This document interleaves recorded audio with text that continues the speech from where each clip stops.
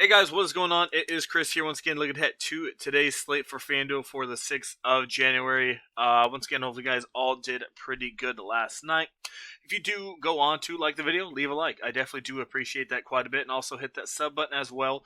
We will be doing NBA Fanduel lineup advice videos almost every single day, and yeah, 36% of you guys are not subscribed to the channel, so why not hit that sub button? It would definitely help me out, and I definitely would appreciate it.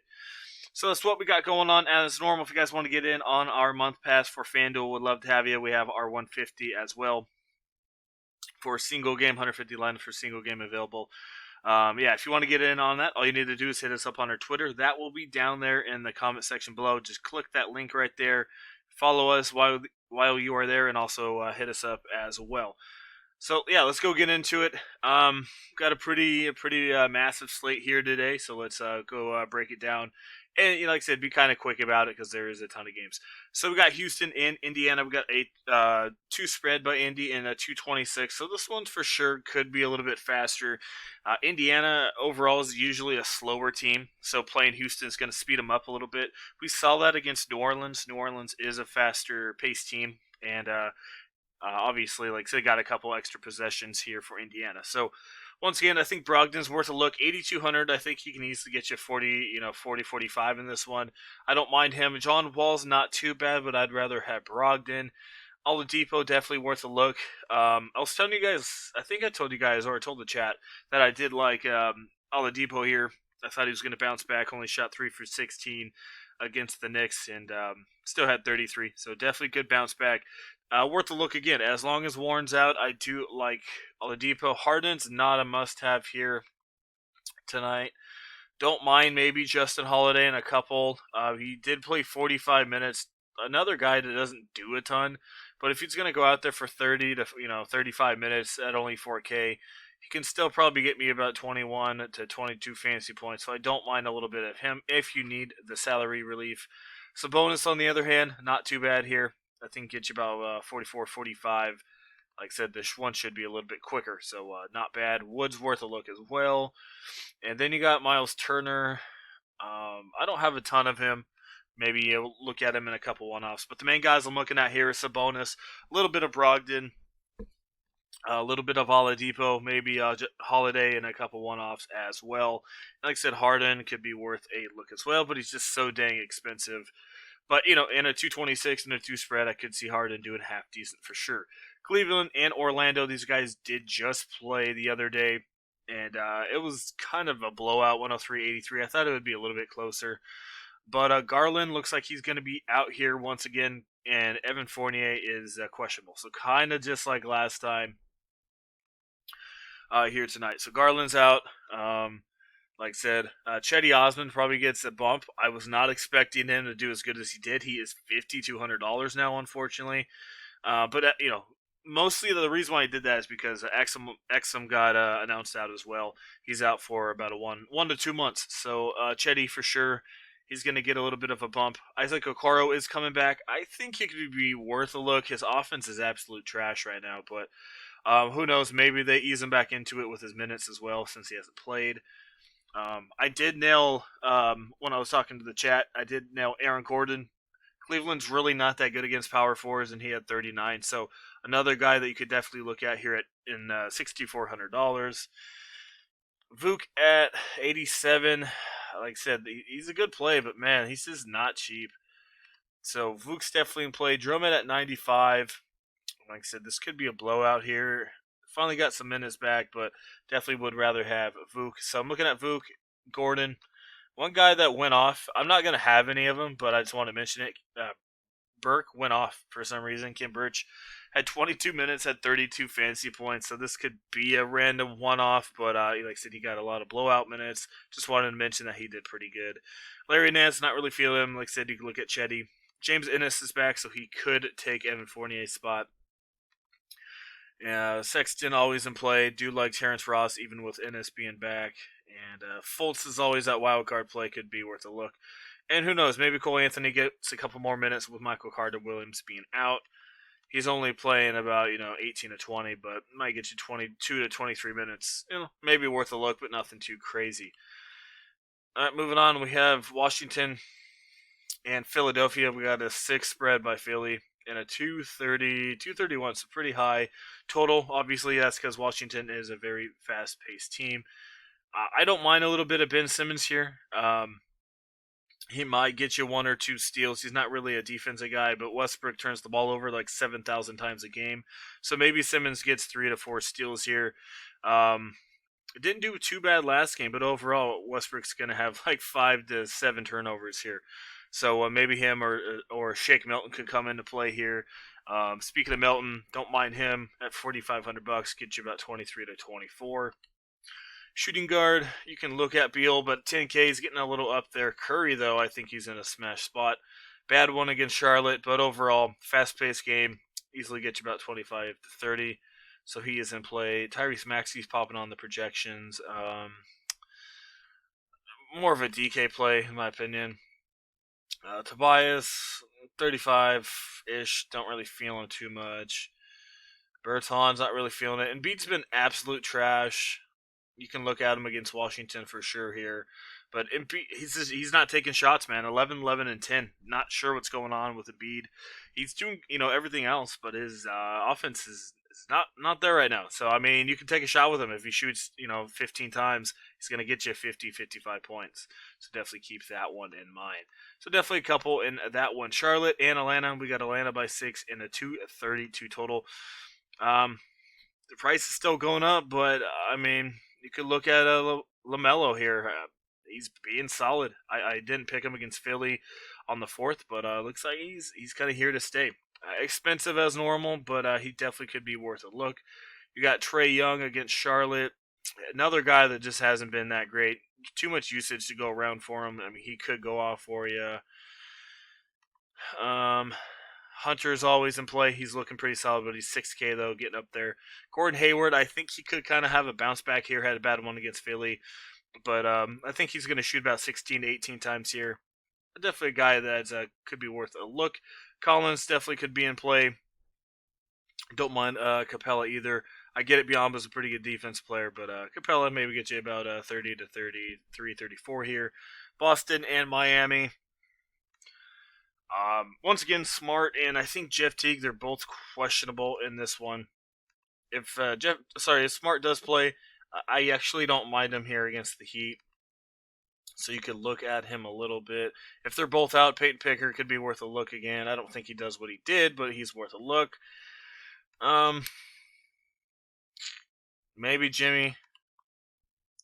Kelly again, maybe. But overall, I don't have a ton from this game. Unless, Smart's out. Utah, and like I said, yeah, if Smart's out, you can always look at Tatum and Brown once again. Not the greatest matchup, but, usage rate and them, handling the ball definitely goes up. We saw that with Tatum last game. Utah in New York, 214, and Utah by 6. Man, was Utah absolute crap last night. That was one of the worst first quarters I've ever seen in a while. What was it, like 30-9 or something like that? Where they scored 14 points. But when I was looking, it was terrible, man. Yeah, and everyone thought with the Nets starting that crazy rotation that they were going to get blown out. But Utah just, that was terrible. So we'll see here in this one back-to-back for Utah going to New York. Not that big of a, of a road trip there. Once again, if Burks is out, Peyton's always worth a look. RJ Barrett's worth a look. As you saw, Utah's defense is not that good anymore compared to what they used to be. So don't be really afraid of them. Randall, oh man, 9K is getting up there with a 214. May have to slide with him in this one. So RJ Barrett and Peyton, it's the only ones I'm looking at. Like I said, if Burks plays, that hurts both those guys for sure. Detroit and Milwaukee, once again, a rematch of the other day. And, Detroit actually kept up with them for the most part. Only lost by 10 points, which is pretty close to, pretty close game against Milwaukee, considering how much firepower Detroit has. The sarcasm, by the way. Anyway, Killian Hayes looks like he's probably going to be out in this one. D-Rose at 6K, for sure worth a look. Not playing a ton of minutes, but definitely his usage is up there. DeLon Wright, he's just not really part of the rotation right now, so they don't really like him. Who else is getting a boost on Detroit? Ellington played 25 minutes, I guess, but I don't really like it. Grant, this guy's playing out of his mind for the most part. I mean, look how many shots this dude's taking. I mean, even against a pretty good Milwaukee team, if he's going to be taking that many shots, he's always worth a look. Josh Jackson could be out in this one. We're not 100% yet, but if he is, Bay could be worth a look. He really let people down. Only had a 12% usage rate, so that's the big thing with him. But usually when he starts, he's half decent. So maybe just had a bad one. I'm not sure. Well, I'm pretty sure he had a bad one, but hopefully he can rebound here. Giannis worth a look. I mean, I think Detroit could have a little bit of fight in him. And it looks like Giannis is getting a little bit better with his shot. Usage rate's just insane. So, I mean, if Detroit can keep it close, definitely don't mind Giannis. Griffin at 6'3", don't really care for him much. Bobby Portis, always worth a look with blowout concerns. Isaiah Stewart, he's not doing anything. Maybe if Griffin's out for some reason, but don't think he will. And not really too into those guys. Definitely a couple in that one, Grant, maybe Giannis as well. You could always, give Middleton and Drew a look, but don't have a ton of them. OKC, New Orleans at 212, and New Orleans by 8. So this is, I think, the lowest total? As of now, the lowest total on the slate. I don't really have a ton from this game. Shai Gilgeous has been absolute trash.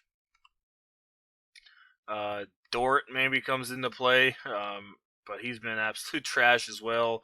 Bledsoe could be popular. He's been playing better for sure, but he's Eric Bledsoe, so keep that in mind. Ingram, I guess, but I don't know. I really don't have a ton in this game as of now. You could always look at Adams, since he's playing his old team again. They played him just a couple days ago, and he had 35, but let's see, did Ingram do anything? That was a 113-80 game, so I mean it was a blowout. This one could be as well. So yeah, overall, I really don't have much from this one here. Toronto and Phoenix. Once again, Phoenix, one of the best defenses in the league so far, which is weird to say that because usually they're one of the worst. Yeah, Chris Paul is still a pretty good defense player. Lowry, I'm not really feeling him. Might maybe get you 34-35 here. Did they? Let me see if they played Phoenix. No, they did not. I thought they played them this year. All right, they have not. Fred VanVleet definitely worth a look. He's been playing a lot better with Siakam being trash. I don't really have anyone. Maybe Fred VanVleet, but that's really it. Clippers, Golden State. So Paul George was a late scratch last night. Definitely screwed over a couple people. I actually liked him. Thankfully, we didn't have him, but it didn't matter. Yeah, so we'll see what they do. I do like George if he plays. This is an ankle injury, so it was obviously a late scratch. So maybe he didn't feel it until later. That's the big thing here. This game's going to be late, so I don't think we're going to get any news on him. The only thing I can think of is they wanted to rest George on the first of a back-to-back and then play him here on the second game, and then vice versa with Kawhi. Play Kawhi on the first one and rest him here. I could see that happening. That's kind of obviously what the Lakers do. Or this could actually be an injury. We'll have to see. But as we know, I mean, what they do to make it seem like there's an injury, they just make up something and let him rest for a day. That's what they sometimes do with LeBron and AD. So, yeah, I mean, if Paul George plays here and Kawhi stints, you got to look at Paul. Like I said, I don't think we're going to get any word on it. If it's an actual injury, we probably won't get any word until later. So we'll have to see. Like I said, I wouldn't be surprised if Kawhi did sit here on a back-to-back. That's just what they do with Kawhi. So if George plays and Kawhi's out, yeah, really do like Paul George for sure. Curry at 10K. Like I said, if one of these guys is out for the Clippers, this could be a little bit-ish more competitive, maybe. But still, Golden State's just terrible on defense. If Kawhi's out, Ibaka could be worth a look, but still the dude only plays 24-25 minutes. But I could see 25-26 from him. Who else steps up? Reggie Jackson, maybe? I don't know. I have no idea who would step up for the Clippers here. So that's kind of what we got going on. And like I said, Curry and George are the main dudes I'm looking at. Maybe Lou Williams at 4K. He could step it up. Only played 21 minutes, but still had a 33% usage rate. So obviously, if one of the big boys are out, then Lou Williams, gets a little bit of a usage bump. So that is that. And we have one more, Chicago and then these guys here, Sacramento Kings. I hate the Kings with a passion, fantasy wise. These guys absolutely suck. Um, anyway, Chicago, they came back against Portland. I was surprised by that. They were down by quite a bit when I was looking. So we got a 7 spread back to back for Chicago. Like I said, they're young. It don't matter much. Fox definitely worth a look. 7,800. I think that's almost a steal. Kobe White, 30 to 35 for him. Shot looked pretty good last night against Portland, so don't mind looking at him. Buddy's buddy. If you want to go that way, you can. He's obviously one of the biggest trap plays so far of the 2020-2021 season. Levine, 8,100. Worth a look. Otto and Harrison Barnes, both those guys are in my player pool. Bagley, dude ain't played any minutes. His dad got pissed, but that obviously didn't do anything, and Bagley's just not doing much. Thaddeus Young, once again, maybe 20 to 21 for this guy.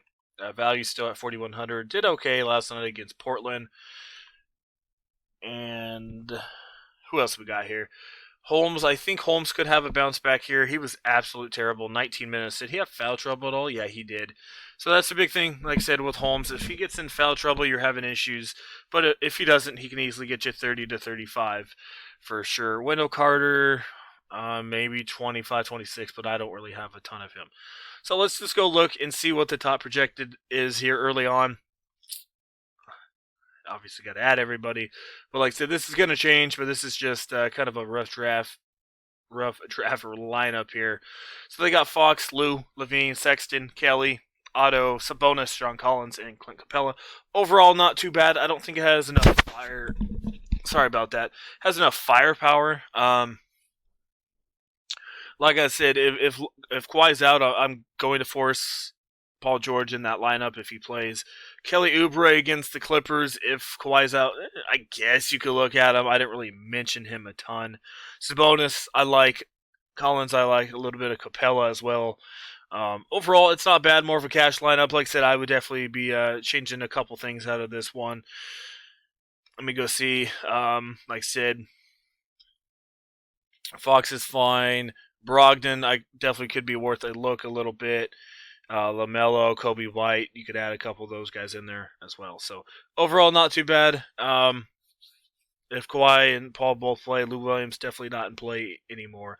Kelly's the only iffy one. I mean, he's been okay, but it's, this is against the Clippers, a little bit better defense. So that's kind of what we got going on. As normal, if you like the video, leave a like. I appreciate it quite a bit. And also hit that sub button as well. We will be doing NBA Fanduel lineup advice videos almost every single day. And if you want to get in on our month for our main lineups or our month for our NBA 150 lineups for single game, we'd love to have you. All you need to do is hit us up on Twitter. That will be down there below. Just click that link. And like I said, once you're there, leave us a follow and also hit us up, and we will definitely get back to you guys within the day. So, yeah, that is it. All right, guys, thanks for watching, and we'll see you guys a little bit later on.